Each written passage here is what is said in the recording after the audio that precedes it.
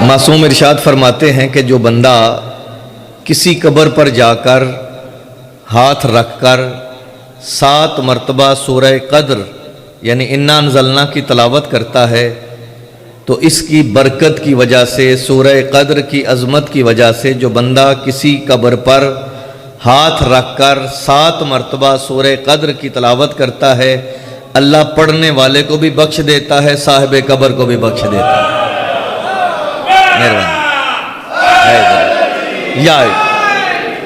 یہ ایک مہربانی جناب، یہ ایک مزاج ہے انسان کا۔ جی پیر جی، یہ ایک انسان کا مزاج ہے۔ میں نے یہ جملہ قبرستان میں کہا تو مجھے کچھ دوستوں کا فون بھی آیا، کچھ دوستوں نے وہ نماز جو میں نے بتائی تھی وہ بھی پوچھنے لگے، اور جی دوسرا بھی فرمان جی صلوات بآواز بلند پڑھیے گا آل محمد کی ذات پر، اللہم صلی علی محمد نوال۔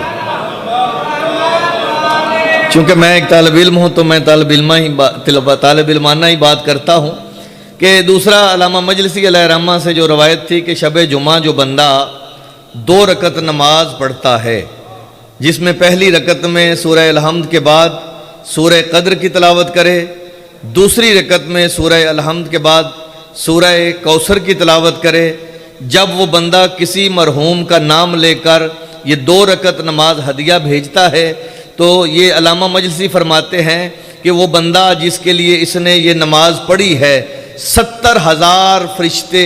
اللہ کے رحمت کے فرشتے اس صاحب قبر کے پاس آتے ہیں، اس کا عذاب رک جاتا ہے۔ وہ پوچھتا ہے کہ یہ کیا ہوا، میرا عذاب کیوں رکا ہے؟ تو کہا جاتا ہے فلاں صاحب نے تیرے لیے نماز جو پڑھ دی ہے، اس کے لیے مہربانی حیدری، اس کے لیے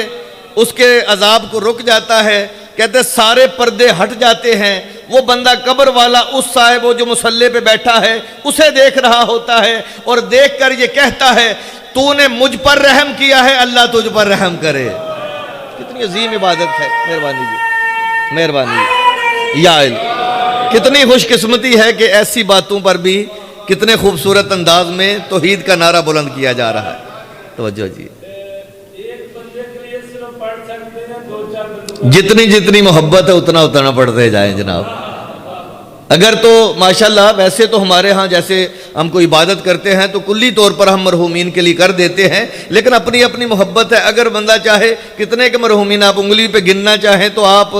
گن سکتے ہیں، جو ظاہراً یاد ہوتے ہیں، تو پھر آپ کی مرضی ہے کہ آپ جب بھی پڑھنا چاہیں ہر شب جمعہ پڑھے، تمام مومنین کے لیے پڑھے تاکہ اللہ ان پر رحم فرمائے۔ کیونکہ جب انسان کوئی عمل کرتا ہے تو نامہ اعمال میں لکھا جاتا ہے۔ اور یہ بات میں نے شاید کسی دن پہلے بھی کسی پروگرام ختم میں، اصحال ثواب میں یا کسی مجلس میں بھی میں نے عرض کیا تھا کہ جب قیامت والے دن ایک انسان کو لایا جائے گا تو پہاڑ کی طرح اس کی بڑی بڑی نیکیاں ہوں گی، بڑے بڑے گنے بادلوں کی طرح، چھٹے معصوم کا فرمان ہے، اس کے سر پہ بادلوں کی طرح سایہ کیے ہوئے نیکیاں ہوں گی۔ وہ بندہ حیران و پریشان ہو جائے گا، مجھ جیسا طالب علم کہ یہ نیکیاں کیسے، اتنے لمبے چوڑے پہاڑ اور اتنے گنے بادلوں کی طرح نیکیاں سایہ کر رہی ہیں، تو پوچھے گا کہ مالک میں نے یہ عمل نہیں کیا تھا، میں نے نیکیاں نہیں کی تھی۔ تو اس وقت حکم ہوگا اس لیے یہ تیرے نامہ اعمال میں لکھے گئے ہیں، جو تو فرمان معصوم سناتا رہا، لوگ عمل کرتے رہے، ان کا ثواب بھی تیرے نامہ اعمال میں لکھا جا رہا ہے۔